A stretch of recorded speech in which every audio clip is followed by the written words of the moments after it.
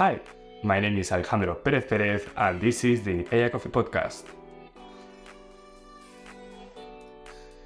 Every week, you will have one disruptive aspect of technology and artificial intelligence for the time to drink a cup of coffee.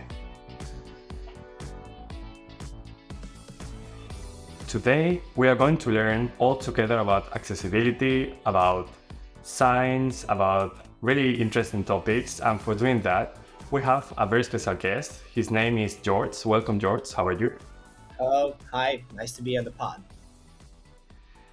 George is the co-founder of SingAvatar, a startup that uses AI to automatically translate the speech into sign language. With a background in software development and a passion for accessibility and AI for social good, George has gained multiple awards in his innovative work and also in many tech competitions. Wow, George, it's very interesting to have a guest like you who works not only in AI as a a tech guy or a person that wants to get a lot of money and investors all around, but also you want to change the world with AI, which is really valuable for me. So one of the first questions I have for you, and maybe like it's a to begin the debate, is why you start or what inspired you to start the company, and also why accessibility, why you focus on accessibility so much. Yeah, thanks again for inviting me and give me a chance to present Sign Avatar in front of your audience. So basically, to answer your question, um, this whole project started as a side project from my previous company that right now I've stepped down from to focus on this. And my brother is hard of hearing, but he doesn't speak sign language, and that's what kept us, let's say, in the loop to focus more on that. But it's more of our internal need to basically use technology and our knowledge and software development and stuff like in business to help other people. And that's what has been the biggest motivator for us. Basically, having something that actually helps somebody live their life better and stuff like that. Because I've seen technology help me a lot in daily things. And I wanted to focus on something that can helps a certain group even more. And it generally just why we're focused on accessibility is that it brings another level of excitement and another level of fulfillment and how much you can bring to somebody else. It's really interesting how passionate you are about accessibility. And also, I mean, I can now imagine why, because of your brother, and also, that you wanted to really make an impact in the world. But can you explain a little bit more how it works, like how Sign Avatar works? Because it feels really innovative for me, and also a challenge because, as far as I know from sign languages, they are different. Like in every language has their own sign languages. So how does it work? Yeah, so our big idea is making an API service that can translate any speech into sign language, whether it's digitally or embedded into some platform or something like that. And how it works, like you mentioned, there are 160 different sign languages in the world, but we're mostly focused on three key ones. That's ASL, American Sign Language, International Sign Language, and Serbian Sign Language because the company is mostly based in Serbia. And we can't cover all of them, but we hope to cover the ones that are most used. And the most deaf people speak either International Sign Language or ASL, which gives us a huge freedom to focus mostly on those two. And how it works is that we turn speech into text, and then we turn text into glosses, and glosses are simplified versions of sign languages. Let's say that it's a sign language representation, and then we turn those glosses into animations that were previously recorded with by a deaf person in a motion capture suit. And then we play those animations in the right order that was translated from text into glosses. Then we use another layer of AI to successfully blend those animations with the facial movements, stuff like that, so that it all feels really natural. And as we're displaying it on revolutionary metahuman avatars that are mostly used in gaming industry, and we hope that as gaming industry moves forward, the avatars are even more going to resemble a real human. It is very interesting, but I have a question. Maybe I'm sorry if I'm a little bit bad, but isn't it more simple to just, for example, put subtitles in a video, for example? Or I mean, why do you put instead of directly the words written, as for example with Whisper AI does it really nice nowadays, or models like that? Why do you want to go further? Well, the reason is actually pretty simple. You're from Spain, right? Yes.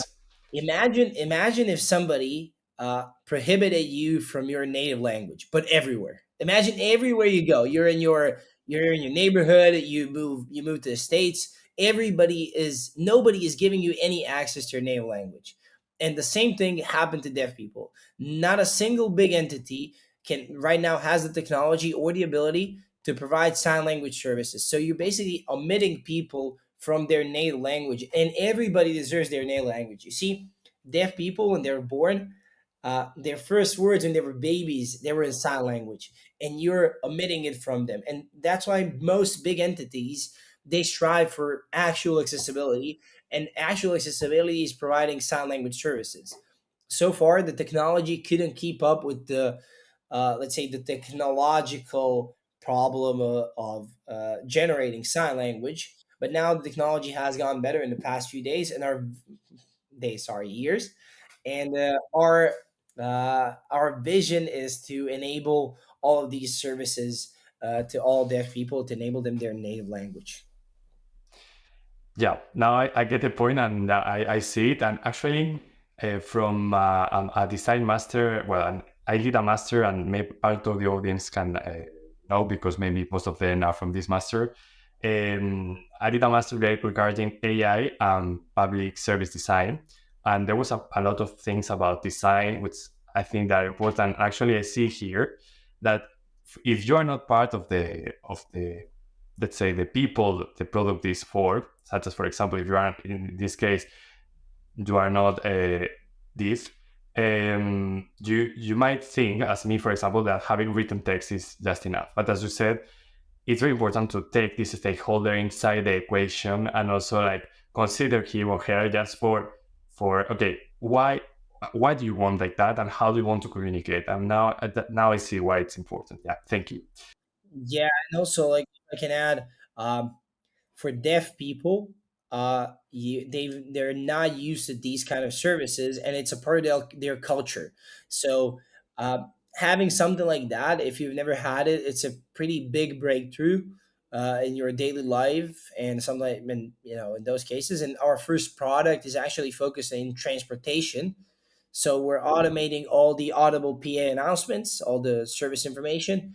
We're automating it to be available on designated screens around the airport or the railway station, or it can be streamed to your browser on your phone. So that's all the information that you basically need. We're starting with that and moving on into education, media, stuff like that. And our goal is never to replace interpreters, but to actually make more of them, to uh, expose hearing people so that they start learning sign language, so that there are more interpreters, the more people who want to help this, and to enable deaf people where the other words could never get an interpreter, and that's like on every single railway station ever, to have access to their native language, because that empowers them, that makes them feel less anxious, and all those, let's say, good things that come with exposure, and just getting people the adoption of sign language. Mhm. Yeah, I might understand it. And actually, you touched a really interesting point, actually, about the interpreters. Have you often talked with them? How do you feel about your product? Yeah, so uh, we haven't had problems with interpreters. Some people ask us, like, are you going to replace them? Are you going to take their jobs away and stuff like that? But the truth is, anybody who knows basic law of demand, and how much you can actually produce, is there's a national shortage of interpreters in every single country. I'll give you a simple example. For a million deaf people in the U.S., you have 10,000 interpreters, and you have 5,000 airports. You can't have all the interpreters in everywhere. So we want to keep interpreters where they're most needed: medical, in courts, providing personal assistance, getting you through some public things, giving you an opportunity to talk to someone. So that's where we want to keep interpreters. We want to add services that are otherwise impossible to get an interpreter, or uh, even you're not going to hire them for every single station on the railway. You need them to be available as some different things. So interpreters usually love our solution, as well as the deaf community. Of course, there's a generational gap, like always, and usually younger audience, let's say sub 40, have a really really good, like 99% of all people love the solution. Upper from 40, we heard mixed results, but mostly in a good manner, because the way we present our company and the way we talk about this, people just know that we have good intentions and that we actually want to help. Mhm. It's really interesting, really, and also mixing with transport. I think it's very important, but also maybe the door of more things, as you say. So, what's next? I mean, after this challenge of already being in the airports and transportation, is healthcare maybe the next one? Education, because you mentioned some, so just curious about that. Yeah, healthcare is pretty tough. So after this, we'll probably focus on maybe education, maybe public services. Then later on, move into some sort of media.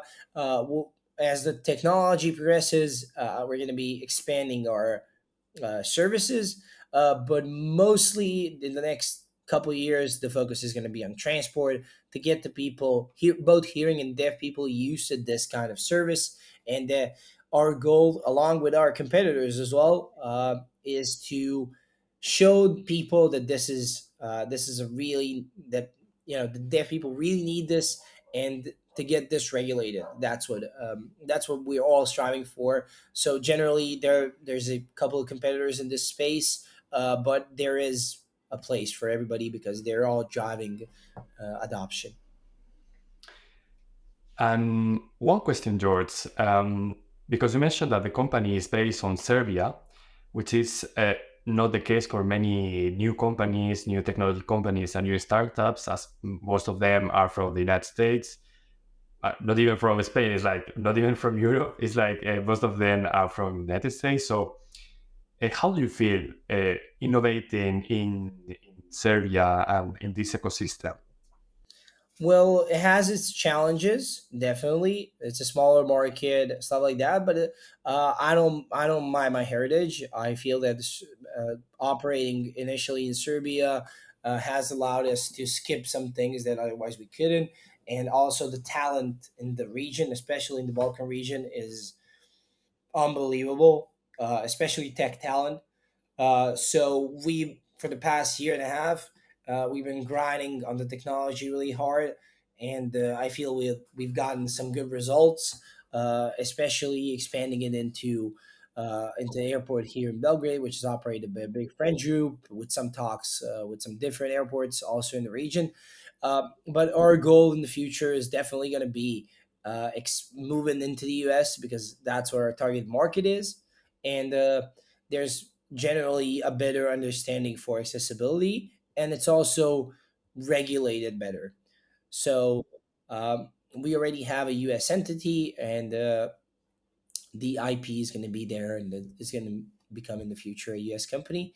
But we're going to keep these very, very talented engineers in Serbia, where we can provide them with amazing salaries to live their life as best as they could. Also, like, we're employing two deaf people in the company. There's seven of us, so five engineers and two deaf marketing girls. But they're also focused on the product as well, because they're the ones who make the data sets and stuff like that. So innovating in Serbia definitely has its challenges, and but it gives you a different mindset of building a global company, which we wanted to do since day one. Mhm.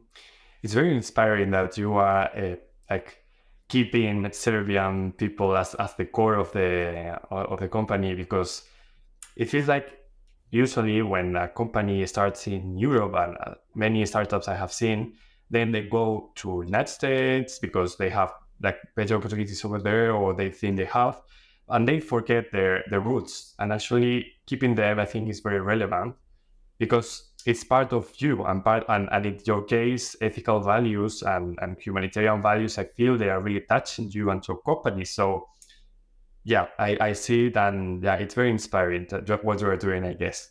Thanks. And let's talk a bit about you, because we have directly gone into the subject, and usually I start talking about like the person I am in front of, even though virtually, but I'm in front of you. So I would like to ask you like a little bit before, because you mentioned that you were in another company before, then you started SingAvatar, and I was wondering, why did you decide to go on your own, firstly? And then can you maybe put more context in the picture, so for the audience to understand where to come from, if you're more tech or more a business person? That's also for knowing you better. Yeah, thanks for the question. So I was a part of this really special math high school for gifted kids in maths and like software development and stuff like that. And after that, I went to the, let's say, the best software engineering school in the region. And when I was studying computer science, computer engineering, or software development, whatever, I did a couple of jobs on the side. So before starting my first company, which was called RedTech.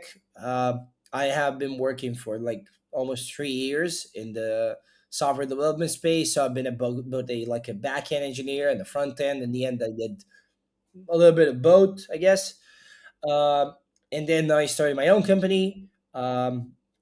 Which is called RedTech. It was a software development agency, and that's what started Sign Avatar later. The motivation for that is the last company I worked before, Algotech. They really inspired me, and the CEO of the company actually pushed me later to start my own thing, because we all believed that there was there was an understanding of how the world works, and that I should go off on my own. I have a lot of luck to be um, surrounded by some really good engineers so that we can tackle some challenges pretty early. And also, I was really lucky that my dad is also in the business, and he was able to get us some projects initially to start around and to keep a few retainers to manage certain clients, and that's what kept us going. And in the meantime, we started doing Sign Avatar as a side project, and that's how we started. And so basically, I personally switched from being like a software developer to more of a management slash business slash sales role, which suits me better personally. Although I was a really big geek and like a tech guy. I still am, but my day to day job is more uh, doing sales, doing strategy, and stuff like that. Being in podcasts like this one, for example. Yeah. No, I see. But actually, when I was looking at your LinkedIn profile, I saw many things that I think are really interesting. You mentioned your last company, RedTech, and the first sentence you say, and it's written now. I don't know, maybe in the future you will change, but it's written. They told me that starting your own business is impossible. It made me so mad. And it's really, it feels like, I mean, you were really enthusiastic on doing something on your own, and you were really fighting for. Finally, you are here, so congratulations. But how did you see the future? Now we talk a bit about the past, we have talked about the present of the company. How do you see the future, and the future of accessibility? Because I guess that, I mean, death is very relevant, but there are many, many other topics about about artificial intelligence and accessibility. So are you maybe considering going through other different aspects or keeping only dev as the main subject? For us, our vision is to focus only on deaf people. There are many applications where technology can help accessibility and inclusivity, and it's important to know what you're focused on.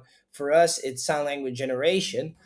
In the future, I see our solution completely scalable in any market vertical and potentially combined with a let's say the opposite way of sign language, and that's sign language recognition. So we're doing sign language generation from speech to text, and we hope in the future to merge with a different, let's say, different vertical, which is the other way around, to enable a full-on communication with deaf people um, through the use of AI. But I don't think that uh, AI is mandatory for every single accessibility solution. One of the good examples of that is if you've heard of a startup called Be My Eyes, which is essentially an engineering only solution, no AI, no extra sauce or anything like that. Just a really good uh, use case.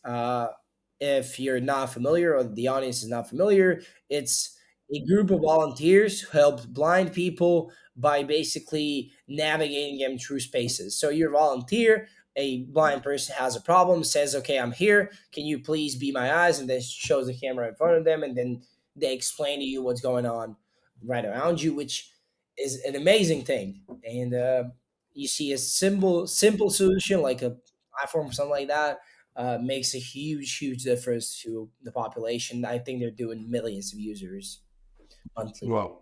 Wow. Recently I invited Isam to the podcast, another guest, and he was working also with accessibility, but more focused on uh, like uh, people that have difficulties to read text.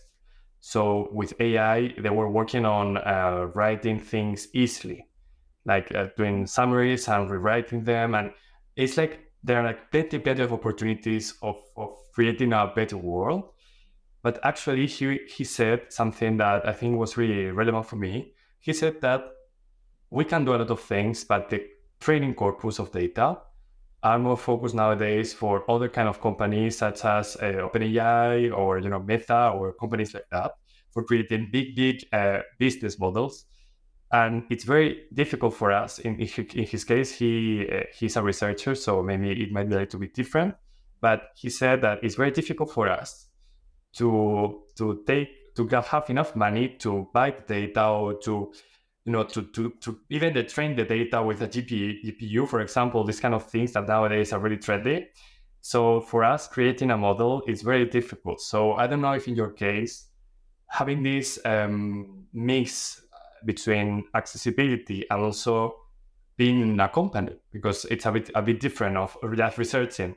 Maybe this is the good point. I don't know how do you see it.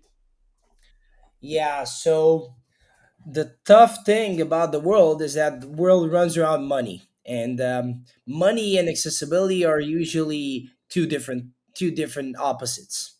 So doing a startup in accessibility is really really challenging, and sometimes it's really tough because we get comments from people around that we, oh, this is not that good, or and people don't actually realize how hard selling accessibility is, because everybody's going to say, yeah, well, we want to support, in our case, deaf people, but the budgets are really tight and stuff like that. So really what's the art of doing something like this is finding ways to mix accessibility with profitability, and the business part of it is really hard. In our case, the technology and the business are both really hard.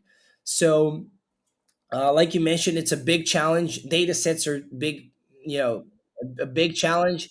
So, you actually have to find ways to position your product and to pitch it uh, differently so that the accessibility is a part of something that actually generates revenue.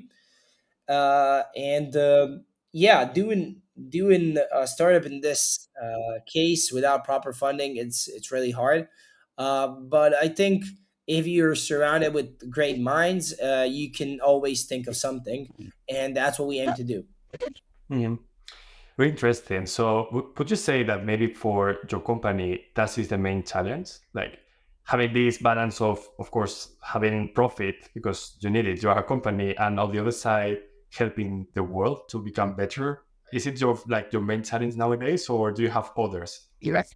Well, every company, every startup has challenges in selling. That's what, selling things is always the hardest part of any startup.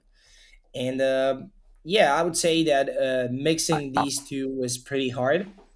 But if you put your mind to it and you know what your vision is, I believe you can do anything, and I strongly believe in me and my team.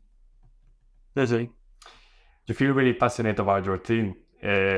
Like, do you have like how can you? I mean, you just started just with this team, right? And which is like the best thing of having a good team in your point of view? Yeah, so what I've learned from many other, let's say, older founders or successful people is that uh, if you want to do good things, you need a good team, and that's why me and my co-founders, we're all a really compact team, and the people who entered our, let's say, our entered our startup, started working with us, have been really handpicked to match the personality and match the vision of what we're doing. And if you're initially not focused on the team, when it comes to scaling, and if you want to make a big company, you need scaling. Um, then it's where dominoes fall. And that's like building, a card house, and your foundation is not good. So at this stage of the company, you should only focus in bringing best of the best to work with you to help you fulfill your vision, and that's what I think we've done. It's up to history to tell if I'm wrong. Yeah, you will see in a couple of years. But what that's true is that you are changing the world because even though imagine that in a couple of months, year, Sign Avatar closes. I mean, you already are trying to change something, so you are having an impact on others that are maybe listening this podcast or even, I mean, watching your posts on LinkedIn and thinking about accessibility. Which I think is really relevant. But let's hope that no, let's hope that everything is going to be fine. I don't want to be pessimist with you. Just, I mean, like saying that, I mean, what you are already doing in present, I think is very relevant. So, yeah, it's nice. Thanks. So, George, let's talk a bit about AI for social good, a little bit broader than accessibility and other stuff. Let's also talk a bit more theoretical, okay? So, do you think nowadays is it easy for a startup, a company that wants to do something good in the world, do it actually? Even I mean, and also if it's regarding AI, because in my case, I was one of my dreams, let's say, is to create something regarding, for example, AI in education in developing regions, something that could help communities maybe to have more access to culture, to education, to healthcare. That would be really easy technologically. Let's say there's like a lot of information already in internet. Creating a chatbot is not like really, really difficult with these things. But what is very hard actually is to create all the steps to go to this specific community, to have their trust, to work with them, to create this system. So, for example, I was thinking that this is very difficult, very difficult, and for doing that, you need a lot of investment. And if you work as a company, it's very hard to get this money back. So I don't know if NGOs, for example, should take a more a role into that, or governments or global organizations. I don't know if maybe we are going through like far away, but that's also for knowing your point of view of how do you see AI helping others nowadays? Well, I'll quickly touch base on, like, um, I can definitely see both AI and technology being used, but definitely the world runs on profit. So if uh, if you want to do a company just to make good things, well, you're not gonna do well. You have to have profitability as your guidance. So in order to, I'll say from our point of view, in order for us to do our vision, and that's enabling sign language services to everyone, to even reach the point where we are able to do this, to have the data sets, to have everything in motion like that, we need to find ways so that that makes profit to somebody else. Like doing something like this costs, let's say, I'll just ballpark it. Let's say it costs $100 million to make. Nobody ever is going to come in and say, "Oh, you can do it. Here's $100 million." That doesn't exist, unfortunately. But I definitely think that with the right mind, with the right way of putting something into perspective, you can use AI to do good things. And there have been many examples of that in agriculture and the people and social, whatever, many applications. The problem is the more you go to helping people good side, the harder it is to find um, harder it is to find certain ways of profitability. So I would say that it's possible to sell companies who do good, but I definitely think it requires uh, a different mentality and a different struggle. So it's a slightly different game. Yes. Yeah, but hopefully, let's hope that you are going to do it well. I see you are doing well, but I mean, I know it's very tricky to be in this balance. So, George, now let's go a little bit more into an inspirational message to people that might now, for example, think about like creating a company, creating a startup, even in Serbia, for example. I know if you know many in Serbia. Uh, do you have a piece of advice to them? Yeah, I could do a couple of pieces of advice that have maybe gone wrong for me, or some of them haven't. So the first advice that I would give to basically anyone who's interested in doing their own thing is just start doing it. Don't worry too much about like how it's gonna end up. Just start doing it, especially if you're younger. The younger you are, the easier it is to play around with things, because if you don't have like, you don't have a kids, or like a really stressful job, you can do a little bit of things on the side and try and see if they work out. So just try to do them, try to push the early validation, try to speak to customers. And the second thing is that I would give advice to anybody who wants to be in the similar position that I am right now, is being like a business type of founder. Try and learn sales and try and understand how business actually works. Like, try to learn a unique value proposition is, like how to position things. So that would be my second advice.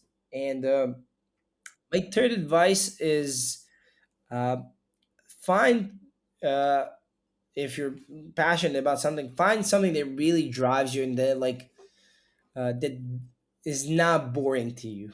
I believe that if any job that you do, basically, you have to love it. Like, I could never be in business of, I don't know, uh, I don't know, maybe lawyer things. I don't know, that kind of bores me a lot. So I need to do something that's fulfilling me. So wherever you are and you feel like starting something, my best advice is just to do it. Just try it, see if it works. If it doesn't, you'll definitely learn something new. Mhm. I completely agree with you. Actually, this is why I started this podcast. I was curious about that, and I said, let's do it. And little by little, I think I am learning, I am improving. I hope so. But it's better done than perfect. Yeah, I agree. Um, George, one question, because you mentioned uh, the message for youth, for the youth, for young people. I noticed that you are quite young, and I was also curious about, have you ever thought that maybe when you went to ask for like fund for investments and things like that, that people would say, "Wow, you are too young for doing that." Have you ever felt like that? Well, yeah, of course, but that's like I was an engineer, and I've learned that in life everything is a trade off.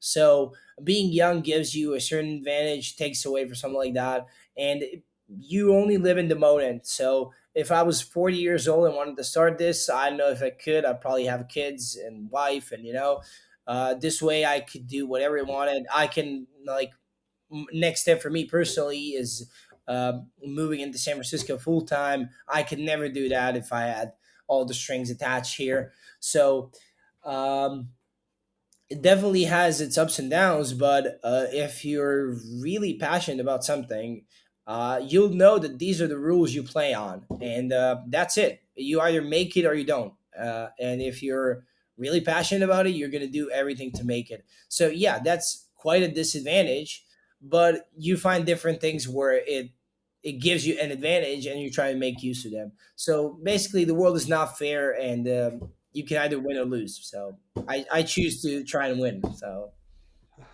No, no, I agree. I agree with you that there is always an excuse for saying something bad with you. Like, I mean, it doesn't matter if you are a man, a woman, all young, have kids or not having kids. It's, yeah, of course. So, yeah, no matter. I mean, let's do it, and if someone talks about you, it's completely fine. Yeah. So we are almost ending. So one thing that I wanted to ask you is if there is only one message, one thing, one thing that you would like to ping to everyone because of this podcast or because what you are doing about accessibility, what it would be? Can you say to the audience like that? Really, like one message. interesting question.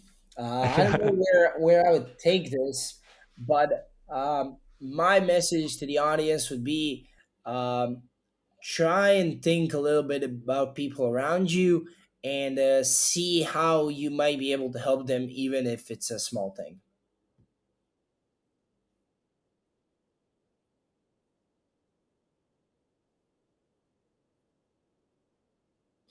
Definitely, definitely.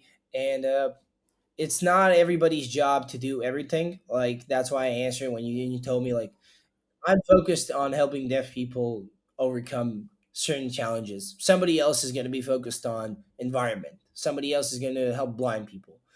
Um, I definitely believe that people have the capacity to make other people's lives better, and I want to be a part of that movement. Honestly, I've been working hard for the past 25 years, basically, and that's where I want to be. I want to have something that I can uh, show to my kids and say, okay, I did this. This was done by me, and I'm pretty proud of it.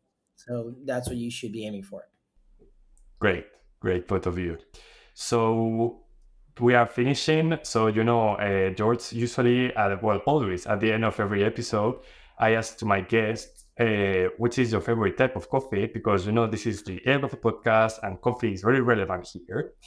And also, but well, I don't know if even beer is more relevant for you because what I see from behind you, but some of the audience that are watching the video maybe would say the same.